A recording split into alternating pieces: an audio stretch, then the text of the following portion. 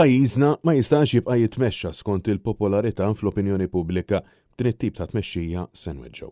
Sostna dan l-eks Ministru Laburista Evarist Bartolo waqt dibattitu fil-programm Net Live fejn implika il-Gvern ta' Roberta Bela qed imexxi skont x'jagħmlu l-aktar popolari għal voti b'detriment enormi għal futur ta' pajjiżna. Jien li tinkwetani u hawnhekk nixtieq norbota mal-idea tal-opinion polls li saru popularity polls. U d-demokrazija diġà diffiċli li tgħidlek isma' aħseb se jiġri 5 snin oħra u għandek affarijiet li 5 snin huma qosra wisq. Aħseb wara jekk tagħmel popularity polls kważi kull xahar u qed tmexxi skont il-popularity polls u dik hija perikoluża għax hemm deċiżjonijiet xi jittieħdu li jridu jittieħdu u jekk mhux se noħduhom inweġġgħu il quddiem. Matul l-istess diskussjoni Evarist Bartolo stqarr illi l-familja Maltin u Awċin jista' jkollhom rashom mistrieħa illi s-sussidju fuq id-dawl se jkun qiegħed jinżamm.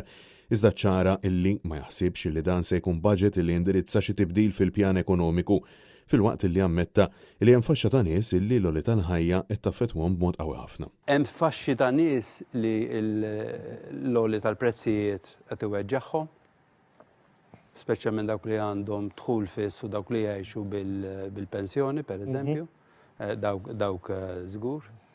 Jien mhix qed nistenna li dal-budget se jagħti xi direzzjoni ekonomika ġdida lill-pajjiż. Brabta ma' tibdil tal-pjan ekonomiku tkellem il-kap tad-Dipartiment tal-Public Policy fih dan l-Università ta' Malta Mario Thomas Vassallo fejn insista li hemm stennija kbira għal dan il-budget minħabba illi n-nies iridu jaraw jekk il-Gvern hux se jbiddel id-direzzjoni tal-pjan ekonomiku. Għandna din l-istennija speċjalment mill-stakeholders ewlenin jekk hux se jkun hemm xaq dawl ta' dana l-imbirek pjan ekonomiku li bil-ħażinut tajjeb tiegħu da ħadem. Tant ħadem li għandu negative effects tiegħu, qegħdin inħossu negative effects, ġifieri għax ħadem għandna negative effect. Ħalli naraw kif dana l-imbirek pjan ekonomiku jekk il-Ministru tal-Finanzi hux se jagħti ħiel ta' kif se jiġi ħama ngħidx mibdul, imma se tinbidillu ftit id-direzzjoni jew inkella jiġi emendat. Ġifieri dik iwa hawn stennija jiena ngħidlek li hija kbira. Minkejja dan huwa qal illi fil-verità l-poplu kull ma jrid jisma' huwa kif dan il-budget se jaffettwa l-ubutu u stqarr illi jemmen illi hawn min f'pajjiżna lanqas biss jaf illi ġej il-budget. Vassallo insista wkoll illi l-partiti jridu jagħmlu xi ħaġa brabta mal-apatija politika illi hawn fil-pajjiż.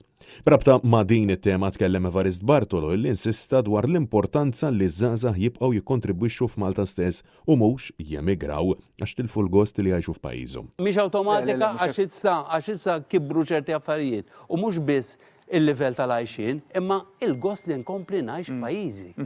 Għall-ħarż nitilfu dak il-gost. Mario Thomas Vassallo faħħar il-ħidma ta' Net Television illi minkejja l-aġenda ovvja politika tiegħu xorta waħda jiftaħ l-istazzjon għall opinjonijiet varji għad-differenza tas Super One. Jiena naħseb li Net Television diġà kien fuq it-triq it-tajba f'dil ħaġa illi Net Television jistieden nies fosthom lili l-Everest u tant nies oħrajn li mhux bil-fors indoqqu il-qampina tal-partit. Il-Partit għax mhux se ninsih. Il-Partit Laburista din hija problema. U minn hekk differenti wkoll mill-PBS fejn sansitra anke Evarist Bartolo qabel miegħu. Għandu jkun ħafna iżjed miftuħ, forum nazzjonali, stakeholders minn għand kulħadd u mhux tal-gvern biss, minn dejjem ta' kien. Imma dak baqa' xandir tal-istat, mhux xandir. Okej, ġifieri ma nbiddel l-isem biss.